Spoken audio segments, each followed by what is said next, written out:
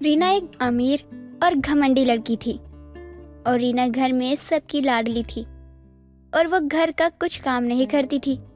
रीना बचपन से अपने मम्मी पापा के हाथों में ही रही है। विमला दी, मेरे लिए सैंडविच बना दो और कॉफी भी बना के मेरे कमरे में दे देना।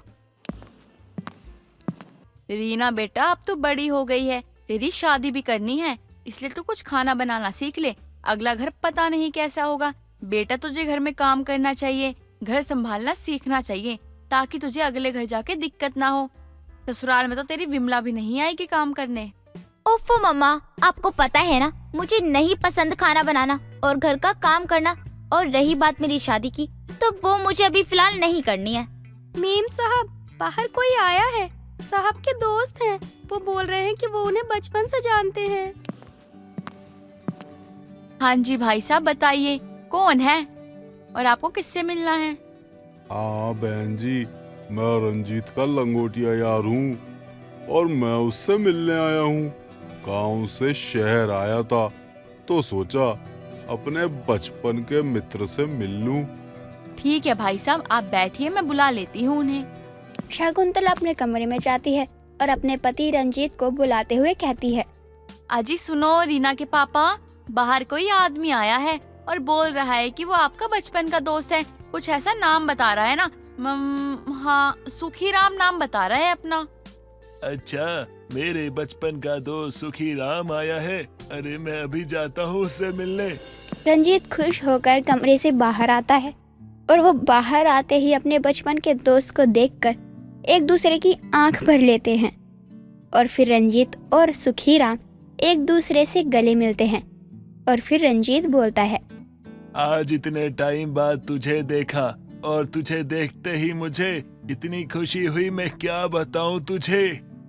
और बता भाई, कैसे आना हुआ और भाभी जी कैसी हैं और तेरा बेटा कैसा है? वो तो बड़ा हो गया होगा, शादी कब कर रहा है? बुलाएगा कि नहीं बुलाएगा? बस थोड़ा काम था शहर में तो सोचा तुझसे मिलता हुआ जाऊं और बहुत समय भी तो हो गया है तुझसे मिले, इसलिए आ गया। और मेरे बेटे रमेश के लिए कोई अच्छी सी लड़की मिल जाए तो शादी कर दूं। सुखीराम की बात सुनकर रंजीत ने अपनी बेटी रीना के लिए सुखीराम के लड़के रमेश की शादी के लिए सोच लिया था। सुखी राम का बेटा भी शादी लायक हो गया है और मेरी बेटी भी। क्यों ना मैं अपने दोस्त के बेटे से ही अपनी बेटी की शादी करवा दूं। हाँ, ये सही रहेगा और मेरी बेटी वहाँ खुश भी रहेगी। बेटा, अरे ओ बेटा, रीना, अरे बाहर आओ, देखो मेरे बचपन का दोस्त आया है, अंकल जी को नमस्ते करो। रीना कमरे से बाहर आती है और बोलती है, हाँ जी पिताजी। बेटा, अंकल जी से मिलो, ये मेरे बचपन के दोस्त हैं, सुखी राम। नमस्ते अंकल जी। सुखी राम, मैं क्या सोच रहा था, क्यों ना मैं अपनी बेटी की शादी तेरे बेटे से करवा दूं। देख, समझदार है मेरी बेटी बहुत और गुनी भी बहुत है और तेरा भी बेटा समझदार और गुनी है, तो क्यों ना हम दोस्ती को रिश्तेदारी में बदल ले। और मुझे तुझ पे भरोसा है कि तू अपनी बहू को बेटी बना के रखेगा और वो वहाँ खुश भी रहेगी। हाँ, मैं भी यही बोलने वाला था पर तूने तो मेरे दिल की बात ही कह दी। इतनी खुशी की बात है तो मुंह तो मीठा करना बनता है। विमला, जरा मिठाई लाना रसोई से, सबका मुंह मीठा करवाते हैं। ऐसे करते रंजीत की बेटी रीना और सुखीराम के बेटे रमेश की शादी की बात पक्की होने की खुशी में एक दूसरे को मिठाई खिलाते हैं। और फिर एक दिन रमेश और रीना की शादी हो जाती है। अरे, ये मैं कहाँ गांव में फंस गई हूँ, इतने छोटे से मिट्टी के घर में। इस घर में ना तो एसी है, एक पंखा है, वो भी मर मर के चल रहा है। गर्मी भी बहुत लग रही है, थोड़ी देर बाहर जाकर बैठती हूँ और हवा लेती हूँ। अरे रीना बहू, तुमने ये क्या पहन रखा है? हमारे घर में छोटे कपड़े पहनने का रिवाज नहीं है। तुम जल्दी से कमरे में जाओ और साड़ी पहन कर आओ, और अगर साड़ी पहनना ना आता हो तो सूट पहन लो। हो माँ जी, तुम्हारी रीति रिवाज रखो अपने पास। तुम्हारी रीति रिवाज की वजह से मैं साड़ी नहीं पहनूंगी और ना ही कभी सूट या साड़ी पहनूंगी। मुझे मेरे घर वालों ने कभी सूट साड़ी पहनना नहीं सिखाया जो मैं ये कपड़े पहनूं। मैं ऐसे ही कपड़े पहनती हूँ और ऐसे ही कपड़े पहनूंगी भी। मुझे दुनियादारी से ना कोई फर्क नहीं पड़ता है। मैंने बचपन से ही ऐसे छोटे और स्टाइल के कपड़े ही पहने हैं। अरे बहू, मैं जानती हूँ कि तू बड़े घर की और शहर की लड़की है, पर बेटी तेरी शादी हो गई है और अब तू किसी के घर की बहू है, तो तुझे हर चीज देखनी पड़ेगी। तू साड़ी नहीं पहन सकती है तो सूट पहन ले। अगर कोई पड़ोसन या तेरे ससुर जी आ गए तो तुझे ऐसे कपड़ों में देखकर क्या सोचेंगे। अब तू रसोई में जा और खाना बना ले। क्या खाना? और वो भी मैं बनाऊं? माँ जी मेरी एक बात सुन लो ध्यान से। मैं यहाँ पर शादी करके खाना बनाने नहीं आई हूँ और ना ही कुछ काम करने। मैं जा रही हूँ अपने कमरे में। ऐसा बोलकर रीना अपने कमरे में चली जाती है, पर उसकी सास उर्मिला उसके ऐसे बात करने के तरीके से बुरा नहीं मानती। उर्मिला खाना बनाने के लिए रसोई में चली जाती है और सभी के लिए खाना बनाती है। शाम होते ही रमेश और उसके पिताजी खेत पर से आ जाते हैं। रमेश अपनी माँ को खाना बनाते हुए देखकर बोलता है, माँ खाना आप बना रही हो? रीना कहाँ गई? वो क्यों नहीं बना रही खाना? अरे बेटा, रीना की बेशक अभी शादी हुई है, लेकिन उसके अंदर अभी बचपना है। उसे अभी खाना बनाना नहीं आता, इसीलिए मैंने सोचा मैं ही बना देती हूँ। कोई बात नहीं, धीरे धीरे समझ जाएगी। और बेटा अब तो एक काम कर, हाथ मुंह धो ले और अपने पिताजी के साथ खाना खा ले। जब बहू को भूख लगेगी तो वो रसोई में जाकर खाना निकाल कर खा लेगी। शाम को सब घर आते ही खाना खा के सोने के लिए चले जाते हैं। तभी आधी रात को रीना को भूख लगती है और वो उठकर रसोई में खाने के लिए जाती है, पर रसोई में उसे कुछ हरा साग और रोटी के अलावा कुछ नहीं मिलता, जिससे वो परेशान होकर बोलती है, हे भगवान, अरे ये भी कोई खाने वाली चीज है? यहाँ तो हरे पत्ते की सब्जी और रोटी के अलावा कुछ भी नहीं है। मुझे भूख भी बहुत तेज लगी है। यहाँ गांव में तो कुछ ऑनलाइन ऑर्डर भी नहीं आएगा। अब तो कोई ऑप्शन ही नहीं है, यही घास फूस खानी पड़ेगी मुझे। अभी तो खा लेती हूँ यही सब, कल सुबह मैं बाहर से कुछ मंगवा के खा लूंगी। रीना खाना खा के अपने कमरे में आके सो जाती है और फिर अगली सुबह रीना 10 बज गए हैं, उठ जाओ और सबके लिए नाश्ता बना दो। मुझे और पिताजी को खेत पर भी जाना है। ओ हेलो, मैं यहाँ शादी करके किसी की नौकरानी बन के नहीं आई हूँ जो तुम सबके लिए खाना बनाऊं, और ना ही इस घर में काम करने के लिए आई हूँ जो तुम्हारे बोलने पर ये करूँ वो करूँ। जब इतना काम है तो नौकरानी क्यों नहीं रख लेते हो? इतना छोटा घर है, ऊपर से ना तो इसमें कूलर है। तुम्हारे यहाँ इतनी गर्मी की वजह से सोना दुश्वार हो गया है। पता नहीं किस गवार के घर में आ गई हूँ मैं। बस रीना, बहुत हुई बकवास तुम्हारी। जब से तुमसे मेरी शादी हुई है रोज तुम कुछ ना कुछ ड्रामा करती रहती हो। मैंने अभी तक तुम्हारे आने के बाद बीवी का सुख नहीं देखा और ना ही मेरे माँ बाप ने बहू का सुख देखा। तुमसे बहुत परेशान हो गया हूँ मैं। ना तुम्हें मेरी माँ से बोलने की तमीज है और ना ही पहनने ओढ़ने का ढंग है तुम्हें। रीना प्लीज, मुझे तुम्हारी जैसी बीवी की कोई जरूरत नहीं है जो मेरे माँ बाप का आदर भी ना कर सके।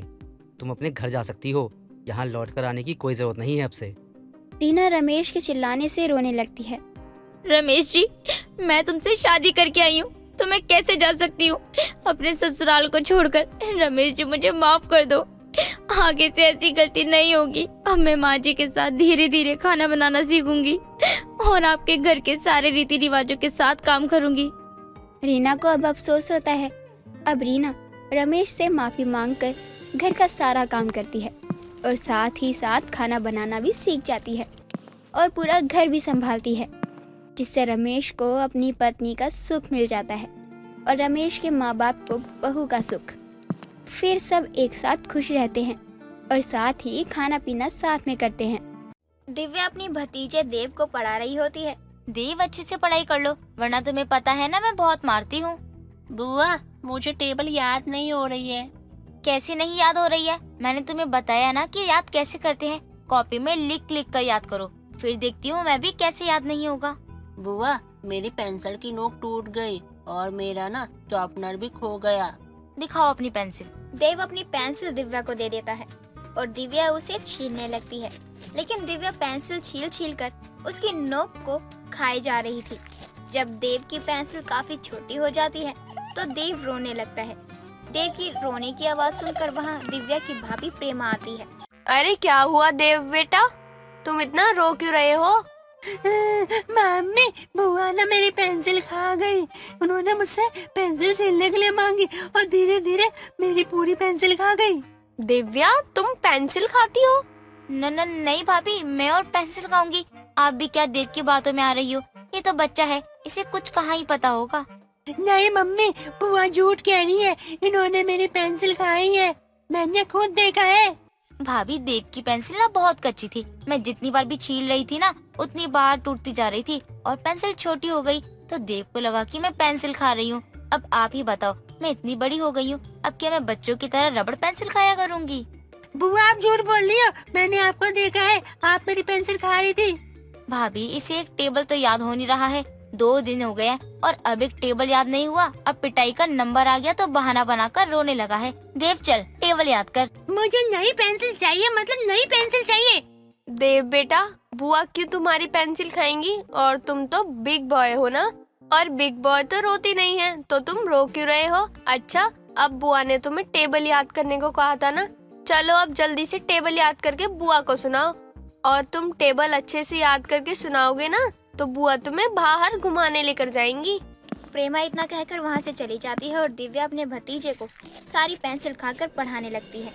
दिव्या ऐसे ही किया करती थी, देव को पढ़ाने के बहाने से उसकी सारी पेंसिल खा जाया करती थी और कभी कभी तो इसका सारा इल्जाम अपने भतीजे पर ही डाल देती थी, क्योंकि उसे बचपन से ही पेंसिल खाना बहुत पसंद था। कुछ दिनों बाद दिव्या रसोई में खाना लेकर अपने कमरे में जाती है और दरवाजा लगाकर अपने बैग से स्लेटी और पेंसिल खाने लगती है। आय हाय, जो मजा ये पेंसिल और स्लेटी खाने में है ना, वो तो दुनिया के किसी कोने में नहीं है। ये खाने के लिए तो मैं कुछ भी कर सकती हूँ। आखिर इतनी अच्छी जो है ये, काश कोई पेंसिल और स्लेटी का घर होता तो मैं उस घर को ही खा जाती। दिव्या पेंसिल बड़े ही मजे से खा रही होती है, तभी दिव्या की भाभी बिना दरवाजा खटखटाए अंदर आ जाती है। दिव्या बहुत घबरा जाती है और जल्दी से पेंसिल स्लेटी को छुपाने लग जाती है। क्या हुआ दिव्या, तुम इतनी घबराई हुई क्यों हो? और ये तुम्हारे मुंह पर कुछ लगा हुआ है। मुंह पे क्या लगा हुआ है? कुछ भी तो नहीं लगा भाभी। अरे लगा हुआ है, कहीं कहीं सफेद और कहीं कहीं काला। कुछ खा रही थी क्या तुम? नहीं भाभी, मैं तो खाना ही लाई हूँ और वही खा रही हूँ। हाँ हाँ, वो तो ठीक है, लेकिन खाना तो अब तक वैसे ही पड़ा है जैसे तुम लेकर गई थी रसोई से। अब तक खाना शुरू भी नहीं किया क्या तुमने? वो भाभी मैं खाने ही जा रही थी, लेकिन उतनी देर में आप भी आ गई तो मैं खाना नहीं खा पाई। वैसे भाभी आप अचानक से मेरे कमरे में कैसे? कुछ काम था क्या आपको? मैं तो बस तुम्हें बुलाने आई थी, और हम सब जब साथ में खाना खा रहे थे तो तुम अकेले क्यों खा रही हो? चलो ना बाहर, हमारे साथ खाओ तुम भी। नहीं भाभी, आप जाओ, सबके साथ खा लो। मेरा मन नहीं है आज सबके साथ खाने का। आज मैं अपने कमरे में अकेले ही खाना खाना चाहती हूँ। अरे मेरी ननद दिव्या को अचानक से क्या हो गया? पहले तक तो बिल्कुल ठीक थी, लेकिन अब अचानक से अलग अलग बर्ताव क्यों कर रही है? और मैंने तो खाते हुए भी देखा था दिव्या को, लेकिन अब मना क्यों कर रही है? पता नहीं ऐसा भी क्या खा रही थी जो मुझे नहीं दिखा सकती। प्रेमा को अब अपनी ननद पर शक होने लगता है, इसलिए अब प्रेमा दिव्या पर नजर रखने लगती है। ऐसे ही कुछ दिनों बाद दिव्या देव को पढ़ाने के लिए बैठी होती है कि तभी प्रेमा वहाँ चावल साफ करने के लिए बैठ जाती है। अरे भाभी, आप यहाँ क्या कर रही हो? आपको तो बहुत काम होंगे ना, तो आप काम कर लो। अरे नहीं, सारा काम तो हो ही गया है, बस ये चावल साफ करने हैं। तुम अपना देव को पढ़ा लो और मैं तुम्हें बिल्कुल भी डिस्टर्ब नहीं करूँगी। तुम आराम से पढ़ाओ देव को। भाभी डिस्टर्ब वाली बात नहीं है, लेकिन आप यहाँ रहोगी तो देव का पढ़ाई में मन नहीं लगेगा। हाँ, यही तो देखना है मुझे भी कि इसका पढ़ाई में मन लगता है या नहीं। भाभी वो देखने के लिए मैं यहाँ बैठी हुई हूँ ना, तो आप आराम से अपने कमरे में जाकर थोड़ी देर सो जाओ। आप भी तो दिन भर काम कर कर थक जाती हो ना। कहाँ दिव्या, थकान तो होती ही नहीं है। अब तो मेरा शरीर को भी पता है कि उसको इतना काम करना ही है, तो खुद ही थकता नहीं है। अच्छा दिव्या, तू अब पढ़ाना शुरू कर दे, वरना तुझे लगेगा कि मैं पढ़ाने नहीं दे रही हूँ तुझे देव को। प्रेमा बार बार दिव्या पर नजर रखने लगती है और ये सब दिव्या को बिल्कुल भी पसंद नहीं आ रहा था, लेकिन अब वो अपनी भाभी को कुछ बोल भी नहीं पा रही थी। ऐसे ही कुछ दिन निकल जाते हैं। कुछ दिनों बाद दिव्या पेंसिल खा रही होती है, तभी दिव्या की माँ सरला वहाँ आती है। तू फिर से ये पेंसिल खाने लगी? अरे तेरी ये आदत कब जाएगी? माँ थोड़ी सी खाई थी और आज मुझे दिख गई पेंसिल, वरना आपको तो पता ही है अब मैं पेंसिल नहीं खाती हूँ। ये पेंसिल वैसे भी मुझे कुछ खास नहीं लगती है। तुझे मैं अच्छे से जानती हूँ, बचपन से ही ये गंदगी खाती आ रही है। तुझे एक बार में कुछ समझ में आया है कि आज ही आएगा? अपने ससुराल जाएगी तो वहाँ भी सबको खाने के बदले ये पेंसिल ही खिलाएगी क्या? सरला दिव्या पर बहुत गुस्सा कर रही होती है। दोनों माँ बेटी की आवाज सुनकर वहाँ प्रेमा भी आ जाती है। अरे माँ जी, आप दिव्या पर इतना गुस्सा क्यों कर रही हो? आपकी आवाज बाहर तक जा रही है। गुस्सा ना करूँ तो और क्या करूँ। ये लड़की पता नहीं कब पेंसिल खाना छोड़ेगी। अब तो तू ही समझा इसे। मैं समझाकर थक चुकी हूँ, लेकिन इस बेअकल के दिमाग में कोई बात घुसती ही नहीं है। सरला प्रेमा को अपनी बेटी को समझाने के लिए बोल देती है और खुद वहाँ से चली जाती है। लेकिन दिव्या अब अपनी भाभी को भी पेंसिल खिलाने लग जाती है और प्रेमा को भी पेंसिल काफी ज्यादा अच्छी लगने लगती है और वो भी अपनी ननद के साथ मिलकर रोज पेंसिल खाने लगती है। ऐसे ही कई दिन निकल जाते हैं। कुछ दिनों बाद प्रेमा को बार बार उल्टी होने लगती है और जब जांच करते हैं तो पता चलता है कि प्रेमा माँ बनने वाली है। ये खबर सुनकर सब लोग बहुत खुश होते हैं।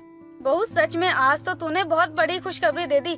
मैं तो बहुत खुश हूँ। मैं दोबारा दादी बनने वाली हूँ। भगवान तुझे सारी बुरी नजर से बचाए।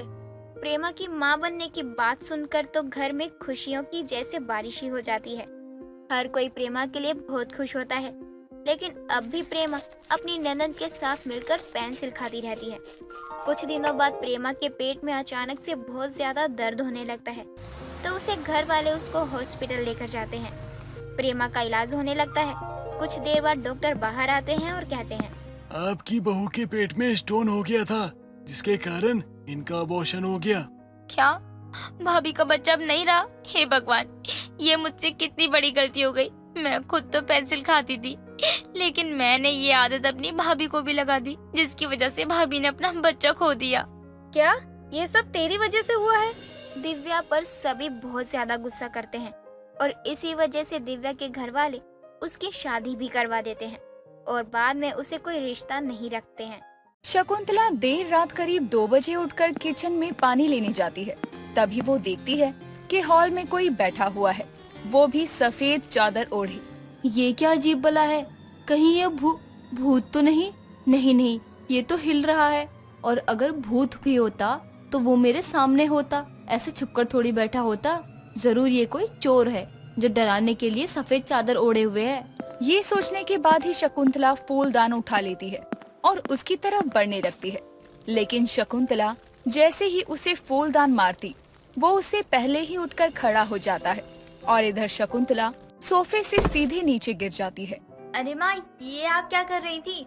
और ये फूलदान, मतलब आप मुझे मारने आई थी? अपनी बेटी को मारने आई थी आप? अरे तू पहले मुझे उठा, कितनी बुरी गिरी हूँ मैं। राम रे राम, इस उम्र में चोर को पकड़ने के चक्कर में अपनी कमर न तोड़वा लूं मैं। अब बताओ, आप मुझे क्यों मारना चाहती हैं? माँ, मैं आपकी कोमल हूँ, आपने ये सही नहीं किया। चुप कर, इतने बजे रात को यहाँ सफेद चादर ओढ़े बैठी है। मुझे लगा कोई भूत प्रेत तो नहीं देख लिया। अरे माँ, आप भी ना, वो मुझे चाइनीज नूडल्स की भूख लगी थी और फिर क्या, मैंने उठकर बनाया और खा भी लिया। राम राम, डायन की तरह 12 बजे के बाद खाने उठती है। मेरे घर में तो इस लड़की की वजह से दरिद्रता आई हुई है, जो एक काम ढंग का नहीं होता घर में। हाँ माँ, क्यों नहीं, मैं ही तो सारी फसाद की जड़ हूँ। जब देखो आप मुझे ही सुनाती रहती हो, कभी कभी भाभी को भी सुना दिया करो। वो तेरी तरह जिस दिन उल्टे काम करने लगेगी, उस दिन उसे भी सुनाऊंगी ही। कोमल को चाइनीज नूडल्स बहुत ज्यादा पसंद थे, जिस वजह से वो रात दिन नहीं देखती। जब भी उसे भूख लगती, वो चाइनीज नूडल बनाकर खा लेती। अब अगली सुबह शकुंतला का उठना बैठना हराम हो गया था। इधर सुहानी जब अपनी सास को उठा नहीं देखती, तो वो अपनी सास के कमरे में जाती है। माँ जी, आपकी तबीयत तो ठीक है ना? आज आप उठी नहीं, चाय नहीं देने आई तो मुझे लगा ना जाने माँ जी को क्या ही हो गया है। बहू, कमर में दर्द है, लगता है कमर में गिरने से मोच आ गई है। और हो भी क्यों ना भाभी, जब कोई दूसरों का बुरा चाहेगा तो उसके साथ भी तो ऐसा ही होगा। इसलिए कहते हैं जैसे को तैसा। देख रही है ना बहू, कैसे मुझसे जुबान लड़ा रही है। कल को जिस घर में जाएगी, उस घर में अपनी सास से ऐसे जुबान लड़ाएगी। बददिमाग लड़की। लेकिन हुआ क्या, मुझे कोई बताएगा लड़ना झगड़ना छोड़कर? अरे बहू, क्या बताऊं, ये रात में सफेद चादर में नूडल्स खा रही थी। ओ मॉम, नूडल्स क्या होता है? नूडल्स? हाँ वही, उसी के चक्कर में मैंने इसे चोर समझकर फूलदान से मारने की कोशिश की, लेकिन तभी ये उठ गई। अगर ये तब नहीं उठी होती तो शायद यही दुनिया से उठ जाती। सुन लिया ना भाभी, ये क्या करने जा रही थी मेरे साथ, लेकिन खुद गिर गई। और इनकी कमर में चोट आ गई। अरे माँ जी, आप भी जब जानती हैं कि इनकी आदत है, इन्हें जब भी भूख लगती है नूडल्स लेकर बैठ जाती हैं। अभी भी देखो।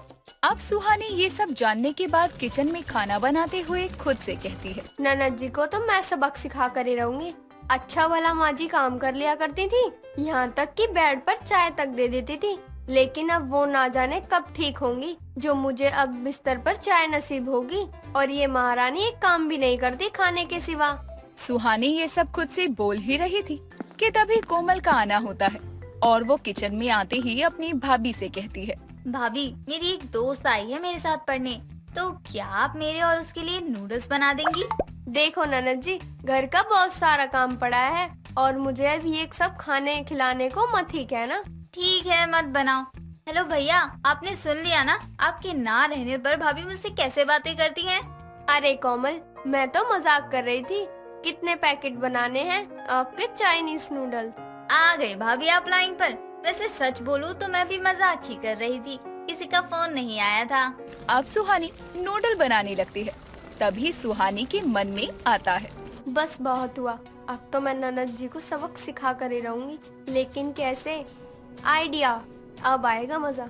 अब सुहानी अपने खुराफाती दिमाग से नूडल को स्पाइसी तो बनाती है, लेकिन खाने वाले पर क्या बीतने वाली थी ये तो खाने के बाद ही पता चलने वाला था। ननद जी, ये लीजिए आपकी चाइनीज नूडल्स, बहुत अच्छे से बनाई है, एकदम स्पाइसी। लगता है मजाक को ज्यादा ही सीरियस ले लिया आपने। सीरियस तो तब होंगी ना जब आप उसे खाएंगी। अरे भाभी, अब आप यहाँ क्यों खड़ी हैं? आप क्या हमारे नूडल्स खाने वाली हैं? नहीं नहीं, मैं तो बस देख रही थी कि आपको कैसी लगी, कहीं जोर से तो नहीं लगी। क्या जोरों की लगी? अरे जाओ भाभी, हम आपको बता देंगे कि कैसे बनी चाइनीज नूडल्स। अब जैसे ही कोमल नूडल्स खाने लगती है, वैसे ही सुहानी का पति और कोमल का बड़ा भाई अमन उस नूडल को कोमल के हाथों से छीन कर खाने लगता है। भाई देखो ना, मेरी दोस्त आई है, उसके लिए भाभी ने कितनी मिन्नतों पर ये नूडल्स बनाया और अब आप इसे खा गए। यार, इसकी खुशबू से तो मैं खुद को रोक ही नहीं पा रहा। रुक, तेरे लिए दूसरी बनवा देता हूँ। नहीं नहीं, अब हमें नहीं खानी, हम बाहर कहीं और खा लेंगे नूडल्स। अरे बहुत अच्छी बात है, जाओ और खाओ बाहर जाकर। अब इधर अमन नूडल खाने के बाद ही अपनी पत्नी सुहानी को किचन में बर्तन देने जाता है। आप यहाँ इतनी जल्दी? अभी तो सिर्फ 1 बज रहे हैं। आज तुमने सुबह खाना ही नहीं बनाया, तो मैंने सोचा क्यों ना यहीं आकर खा लूं। बस देती हूँ आपको खाना, बस आप फ्रेश हो जाओ। अरे मैंने तो कोमल की नूडल्स खा ली। क्या नूडल्स बनाई थी यार, खाकर मजा ही आ गया। क्या आपने कोमल के नूडल्स खा लिए? आप ठीक तो है ना? हाँ, क्यों, क्या हुआ? कहीं तुमने नूडल्स में जहर तो नहीं मिला दिया, ताकि पति ऑफिस से आएगा, खाएगा और मर ही जाएगा? जी आप ये कैसी बातें कर रहे हैं? भला मैं ऐसे क्यों करूँगी? इतना बोलने के बाद ही अमन का पेट खराब हो जाता है और वो बार बार टॉयलेट में आता जाता नजर आता है। अब ये देखकर कोमल भी अपनी भाभी से कहती है, भाभी आप पर से तो मेरा भरोसा ही उठ गया है। क्या हालत की है आपने भैया की। वो तो अच्छा हुआ मैं रोती रही और भैया मेरे नूडल्स खाते रहे। ये सब तो अपने आप ही हुआ है, मैंने कुछ नहीं किया। मेरी भोली भाभी, मैंने खुद देखा है किचन में जुलाब की गोली। आप ये बात माँ जी को मत बताना। अब आप जब भी कहेंगी ना, तब मैं आपको नूडल्स बना के दे दूंगी। सुहानी ने सोचा क्या था और क्या हो गया। अब अगले ही रोज सुहानी और कोमल एक शादी में जाते हैं, जहाँ खाना शुरू होने के बाद सबसे पहले तो कोमल चाउमीन खाती है। अरे भाभी, चाइनीज नूडल्स की बात ही कुछ और है, इसमें मजा नहीं आ रहा, मुझे नहीं खानी ये। ननद जी क्या कर रही हैं आप? अब तो आपके साथ मेरी भी बदनामी तय हो गई है। भाभी वो मोटा सा आदमी हमारी तरफ क्यों आ रहा है? अब तो हम गए, एक तो हम झूठ बोलकर यहाँ आए हैं, ऊपर से ये प्लेट आपने नीचे फेंका। मेरा मुंह देखना बंद करो भाभी और कुछ सोचो कि क्या करें। उल्टे पाँव निकल लेते हैं, वरना फ्री के खाने के चक्कर में बहुत मार पड़ेगी। भाभी अब भी जान हलक में अटकी हुई है। और खाओ चाइनीज नूडल, यहाँ मिलेगा वहाँ मिलेगा, इस चक्कर में ना जाने कितनी बार हम किसी अनजान की शादी में घुसे हैं। अब कोमल और सुहानी जैसे तैसे घर पहुँचते हैं और कभी भी किसी भी शादी में जाने की भूल नहीं करते। और बेचारी कोमल उस दिन के बाद नूडल को खाना बंद कर देती है, क्योंकि ना रहेगी बास और ना बजेगी बांसुरी। और इस तरह से कोमल की चाइनीज नूडल खाने वाली ननद का नूडल्स खाना छूट जाता है और वो कान पकड़ लेती है कि आपसे कोई भी तगड़मबाजी नहीं करेगी।